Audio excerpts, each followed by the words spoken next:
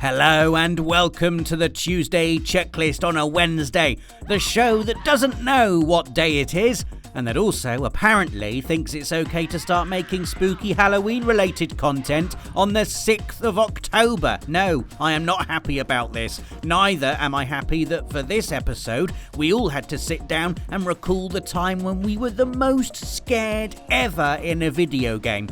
Partly because it means we all have to get scared all over again, but mostly because a certain member of the Access team will more than likely use this information against us.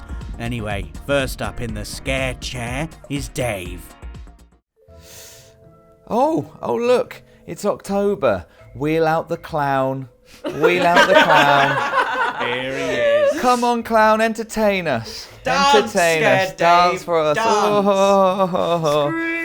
Yes, scream, Rosie, scream. What's the scariest I've ever been by a video game?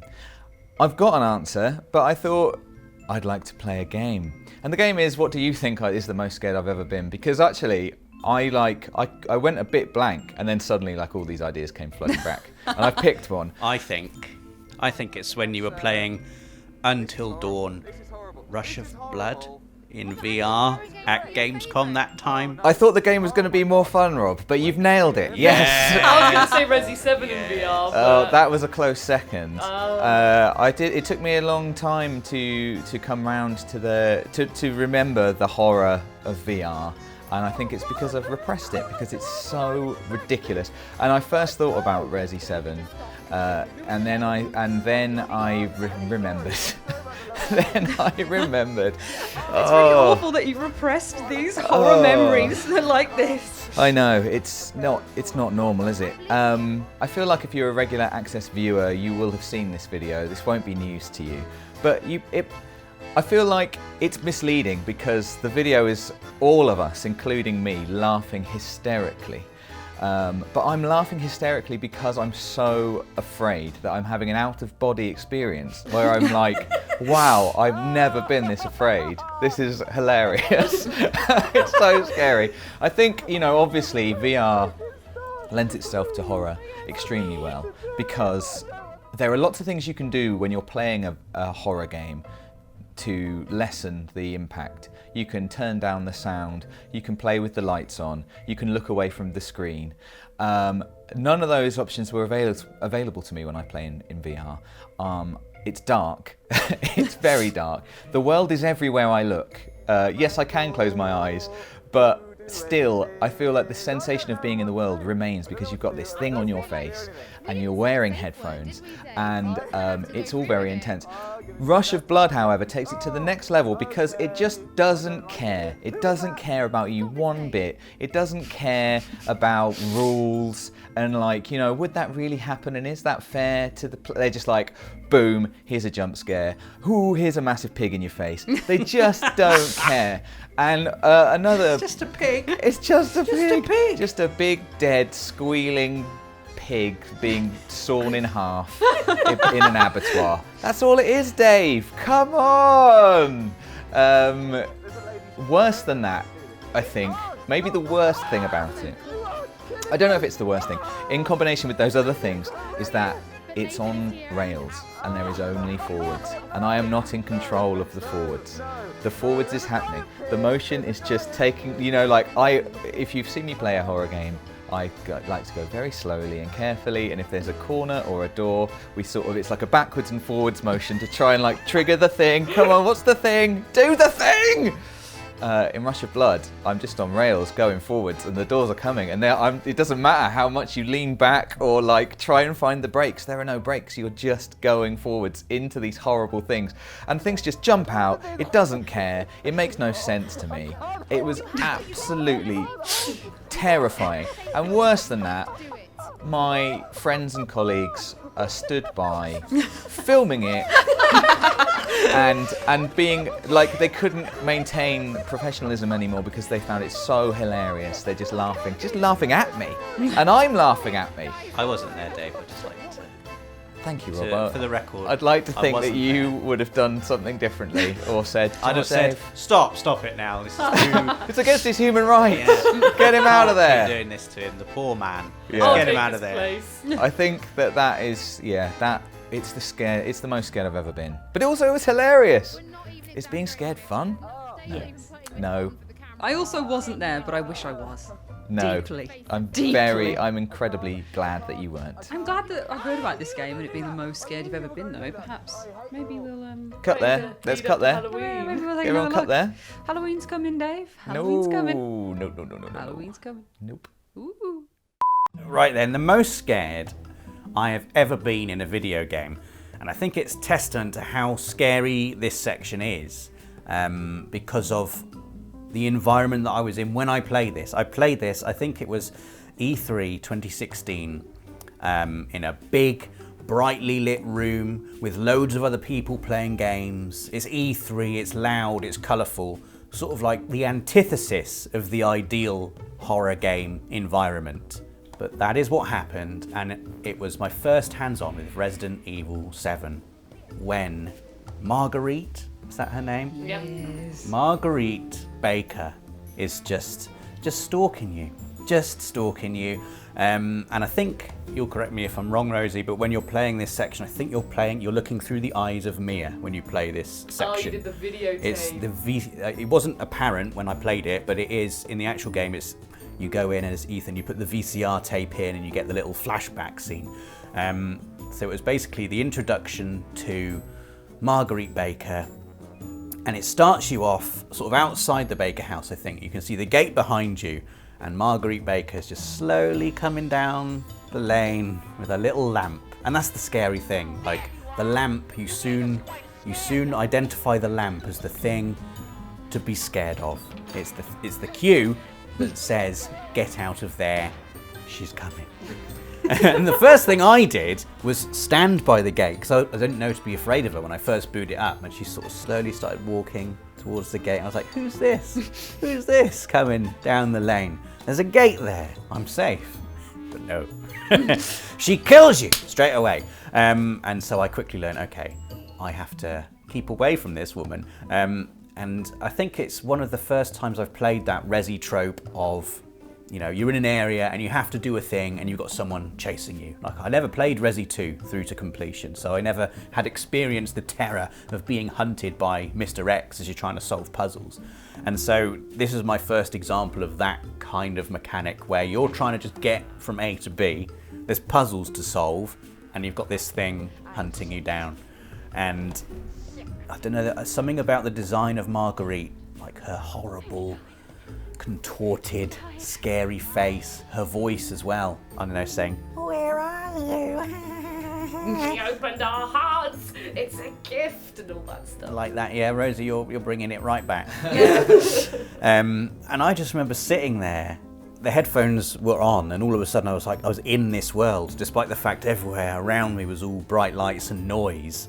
I was sucked into this terrifying small slice of the game, and absolutely terrified of this old woman hunting me down. I was there, there's like a little puzzle where you have to like turn an object, and you have to make the shadow of a spider to unlock a door, and she's just there hunting you down.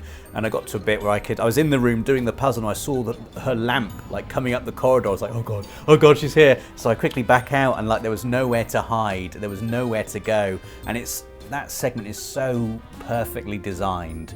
Like, she always seems to be at exactly the place you don't want her to be, and there always feels like there's nowhere to go, but there's always just one place you can go. And just trying to evade her was terrifying. There's something about the slow, deliberate movement of her as well. It's not like this thing that's charging around the corridors hunting you down. She's very slow, very deliberate, and something about it just really got under my skin and made me feel incredibly uncomfortable. And I was very, very grateful to finish that bit of the game, and I will always remember. I've still not played that bit again properly in the dark. I don't think I will. Certainly not going to be playing it in VR. Oh God! Oh God! No, please! Oh, I'm really loving this. Please, Ash, no! For my entry, especially now, Rob, that you've just done yours. I wasn't going to do Resident Evil 7, but originally I was going to do Resident Evil Remake, because technically it's like just the most terrifying experience I think I've ever had. But the thing is, I have nothing but respect for that game because of what it does to like create the horror and put you in this atmospheric world, and it's just so good. So I thought, oh, well, you know, for a Tuesday checklist, rather than me just, you know, writing a whole video essay on why I think this game is phenomenal. We've heard enough, Resi, from you, Rosie, I think, basically is what you're saying. So basically, yes. So I thought I'd go for probably the most terrifying experience I've had in years. And that game was Alien Isolation. Yeah. And the only segment of that game I've played is the moment just past when you first meet the alien, because I thought that I was kind of tougher skinned for horror games. So went into it, did the first segment, you know, learning the ship and everything. And That's the best bit. Well, yeah, I was just like looking at the ship. I looking wish at it the was ship, just that. trying to navigate around, and I was just like, okay, yeah, this is fine. I bet when the alien here, I can duck under tables and stuff and everything, and it'll be great. And then the cutscene happened, and I was just like, oh, here comes the alien now. Time for me to go hiding and whatnot. But that's the thing. But it doesn't just appear. Like, even when you have that initial cutscene where your mate just gets like stabbed and then taken away into that small hole in the wall, like, I mean, I was a bit spooked, but it's when I just started running around and the game isn't obvious as to what you need to do next. So I was there like, the alien's here, what am I doing? I just saw my character's arms like running in front of me, and I was like, I know I've got to be quiet, but I've got to figure out what I've got to do, what am I doing? And I heard just rustling from the alien, and I was panicking. Was it eat popcorn or something? Yes, panic, girl, panic. and I was there, like working from home at this point, so I was in my little desk space and I was headphones both on, because I was like, if I'm going to do this, I've got to get fully immersed. And, you know, I don't like to swear, but when the alien first killed me, I was so intense in that situation of trying to figure out what to do, knowing the alien was coming, not having anywhere to hide, and just my character's arms running in front of me. It happened, I just heard the alien go, flump, and then I think the first one, it jumped at me. That's what it did. The first one is when literally the camera just suddenly turns around and then the xenomorph just goes just in your face, and then you're lying on the floor and you just see its tail. And just the moment where it jumped, I did a big swear. I did a very big swear word. Bloomin' egg! Bloomin' egg! And I was a bit worried that my neighbour might message me just being like, is everything okay down there? Because I was that loud, and I was just... And then the second attempt is when it then stabbed me in the stomach, and even then I swore again because, you know, it's just so silent, and then suddenly it just goes, and then you're dead, and I was just like, and I did manage to get past that bit, but then I was so shooken up and scared that I think there are like some people. All shooken up. I was shooken up. So shaken up and scared. Shooken. I was very shooken. I was so shaken up. And I knew that I had to, you know, either sneak past them or something, and I tried, but I was fumbling about because I was still so, like, in the scared zone. There's an alien here, everyone. We need to get together. Well, yeah, I was like, when's it coming back? When's it doing the thing? And then the people just, they saw me, started shooting at me, and I was just there with my gun going, I don't know who I'm shooting. And they just... So yeah, that's probably the most terrified I've been, like, in recent years, and it's just put me right back in the seat of, no, Rosie, you're not that thick-skinned at horror. Remember when you were a little girl and you were terrified of horror and you'd only play them with your brother around? No, you're back there now, aren't you, old girl? So, now... 18th century Rosie's return. just Alien Isolation, what a blooming brilliant game, and I really, really, really, really want to finish it, to say I finished it, but my God, was that the most terrified I've been in a long time. You can arrange you finishing it, Rosie. Is that so? So the most scared I've ever been in a game, it feels embarrassing. It feels embarrassing as, you know, mistress of the dark, as, you know, I call myself. She really does. Breaker of chains. Oh yeah, so Mistress of the dark. that's me. Hello, so scary. Maths queen. Yeah, you know, anything that's glamorous and scary. But you know, as someone who's like, you know, loves horror games, loves horror in general, loves scary things, I feel like the one that has most scared me is quite embarrassing, because it's not totally scary. It's not like Alien Isolation and Resi 7 and Until Dawn, Rush of Blood. It's Bug Snacks? No, but I was afraid.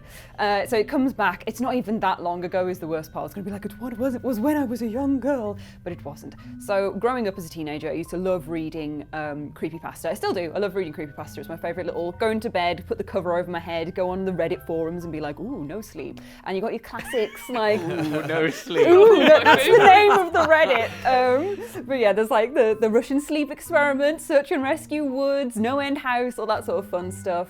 And, you know, Jeff the Killer, classics like that. And another one, which I used to love reading up on, called Slender Man. Oh my gosh, this era. This era of the internet was my peak. I loved it. I loved Slenderman stories because they really got under my skin. And all my family knew that Slenderman really scared me as well, and my friends did. They all knew that I was really like upset by Slenderman. And I'm not sure what it was about him that like got me, but just reading the stories, I'd be like really like heated up. I'd be like, oh my God, Slenderman's so scary. And looking at the pictures that people would post with him and all that sort of thing, I'd be like, I can't look at it because then he'll come after me and capture me in the woods. And I got really scared of the woods for ages. I was like, I can't go into the woods because Slenderman lives there and he's going to pierce me on a tree. So Fair. I was just very into the Slenderman thing, and I was too old to be into the Slenderman thing, but it really got me. It really made me afraid. And Slenderman: The Arrival came out, and my friends, we used to go over and play games at my mate's house, and he decided we were going to play Slender.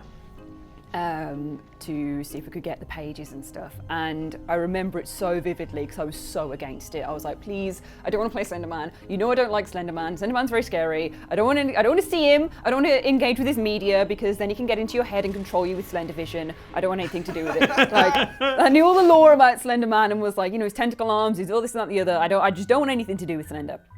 And he was like, heh heh heh.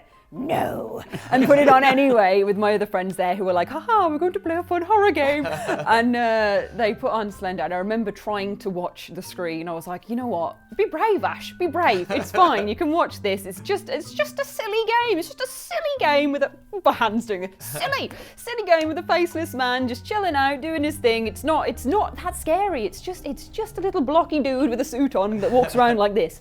So I was like, you know, you're brave. You're big and you're brave, you can do it. And I remember trying to watch the screen and then walking around and be like, we're going to find the stuff, and not taking it seriously, as you don't when you're just playing horror games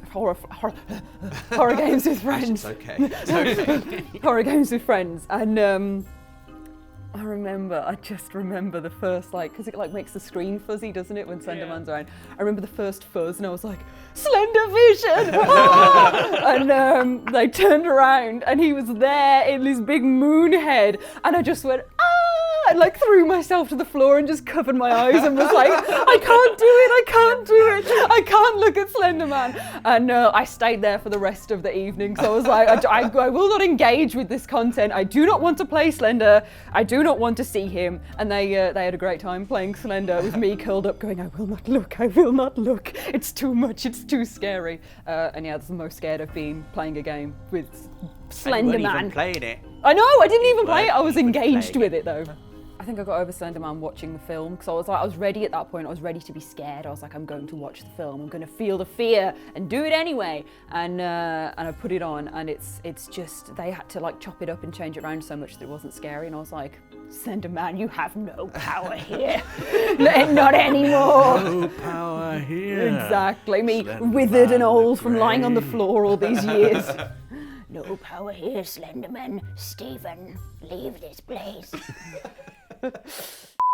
I think that is, it's the most scared I've ever been. It is the most scared I've ever been. It's the most scared I've ever been, I think. Off the top of my head, Sorry, I didn't at get least. called that. What's it? What? It's the most scared I've ever been. There you go. Right. Okay, yeah, 3 Sorry, times. you said it a lot, so I thought Yes. you were funny and it didn't land. Thanks, Rosie. No, it didn't. Yeah, it's the most scared I've ever been in a video game, but maybe also just in my life. He was so scared it does warrant saying once again, however, it's the most scared he's ever been. Let us know in the comments about when you were the most scared you've ever been in a game. Give this video a like if you enjoyed it, and subscribe and click the bell if you haven't already so you never miss out on anything from the world of PlayStation. Thanks for watching. PlayStation